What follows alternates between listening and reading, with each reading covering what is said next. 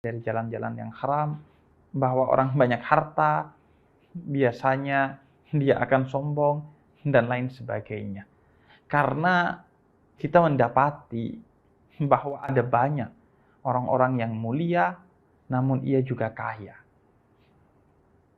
Misalnya Nabi Sulaiman adalah manusia terkaya di muka bumi ini. Yang lain pula sahabat Abdurrahman bin Auf, beliau kaya.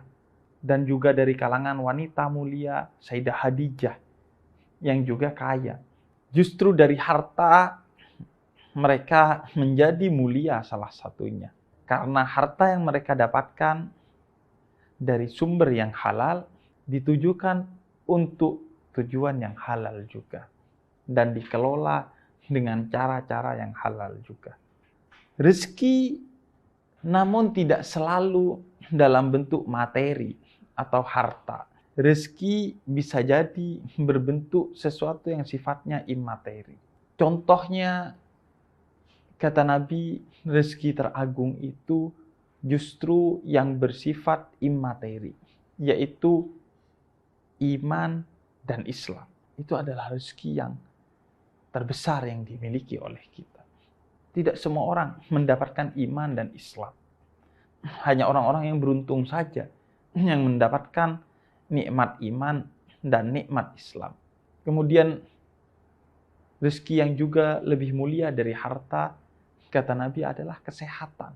Karena memang dengan kesehatan, meskipun harta kita tak banyak, namun hidup kita bahagia. Namun tanpa kesehatan, meskipun kita banyak harta, kita tidak akan bahagia. Berapa banyak orang yang punya banyak uang, tapi tidak bisa menggunakan uangnya untuk membahagiakannya lantaran ia tidak sehat. Ia tidak bisa jalan kemana-mana, ia tidak bisa makan seenaknya, ia tidak bisa minum seenaknya. Rezeki juga bisa berbentuk hal-hal lain yang sifatnya bukan materi. Misalnya istri yang solehah, suami yang baik, anak yang soleh dan solehah. Semua itu adalah rezeki yang bisa membuat kita bahagia. Karena itu, rezeki tidak selalu identik dengan materi. Bahkan bisa jadi rezeki itu dalam bentuk rasa sakit, kejatuhan, kebangkrutan, dan segala bentuk bencana. Jika memang dengan itu justru kita diingatkan oleh Allah untuk kembali ke jalannya, atau dengan itu kita justru rendah hati dan menjadi hambanya yang mulia. Karena itu para kekasih Allah, yakni para wali dan para sufi, justru khawatir kalau dalam hidupnya ia selalu diberi kenikmatan-kenikmatan yang sifatnya material dan duniawi. Karena mereka khawatir Allah tidak sedang memperhatikan mereka sehingga dibiarkan mereka hanyut dalam kenikmatan itu. Karena seringkali kita lalai kepada Allah lantaran kita mendapatkan kenikmatan. Saat gerimis, kita ingat mantan. Justru saat geluduk, baru kita ingat Allah dan beristighfar. Karena seringkali kita justru dekat kepada Allah saat kita ditimpa musibah, karena itu musibah bisa jadi jalan rezeki kita. Karenanya mereka, para kekasih Allah itu khawatir kalau tidak ditimpa musibah dalam keadaan yang panjang. Dan mereka berdoa, ya Allah undur ila abdik. Ya Allah, lihatlah hambamu ini. Karena orang yang semakin dekat kepada Allah, justru semakin diuji oleh Allah. Jangan kira kamu dibiarkan mengklaim beriman kepadaku, sedangkan aku tidak mengujimu dengan ujian yang bertubi-tubi. Begitu kata Allah dalam Al-Quran. Karena itu musibah bisa jadi ia rezeki kita.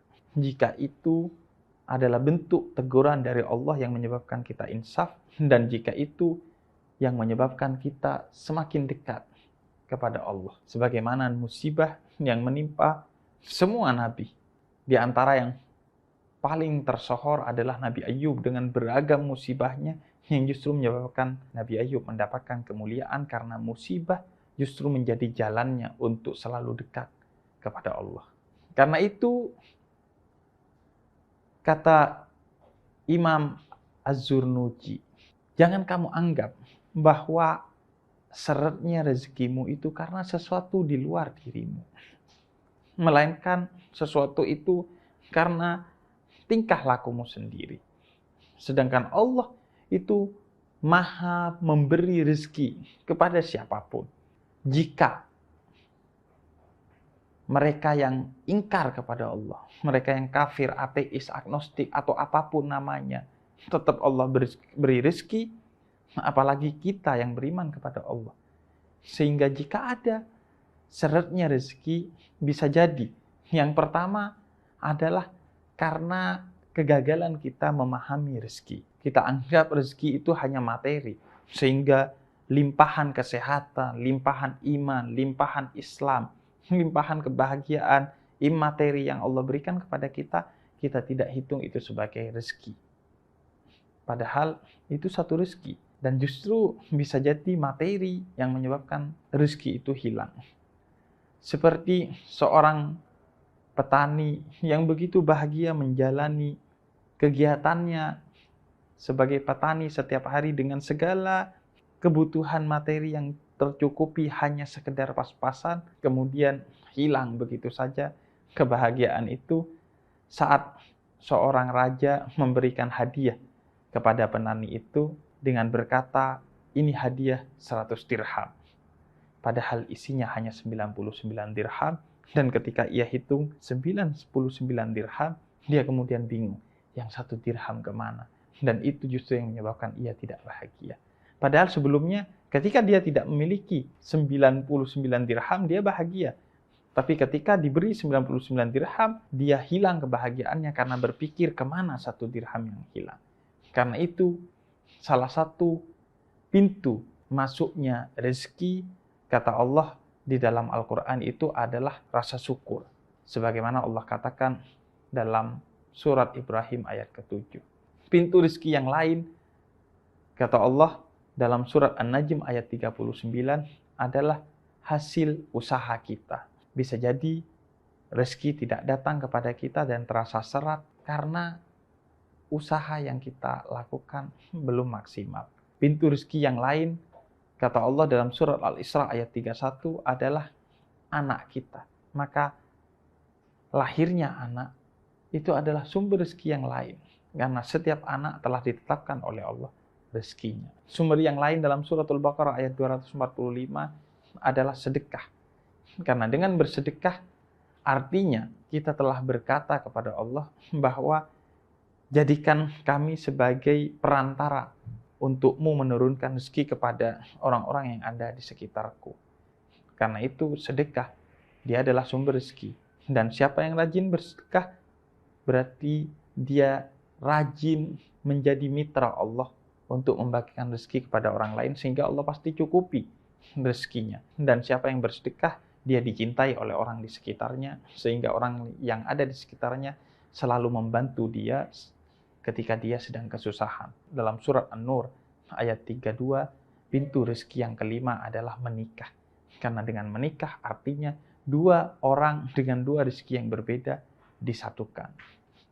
Dan dalam surat Hud ayat ke-6 Allah katakan rezeki itu ada yang sudah dijamin oleh Allah.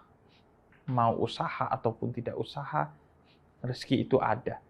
Sebagaimana seorang bayi yang meskipun dia diam saja di dalam perut ibunya selama 9 bulan, ia tetap mendapatkan rezeki dari Allah.